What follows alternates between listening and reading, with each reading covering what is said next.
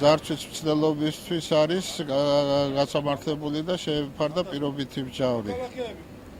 ამასობაში წინადღი ჩადენილი ქურდობისთან დაკავშირებით, როგორც ახლა პირველად ინფორმაციით ვიცით, ის ამოიჩნო დაზარალებულმა პატრულის საშუალებით გამოიძახეს კრიმინალური პოლიციის თანამშრომლები, რომლებსაც დაკავების პროცესში მან მიაყენა ორივეს სხეულის დაზიანებები, ხელისა და გულმკერდის არეში, მაგრამ მსუბუქი დაზიანებები.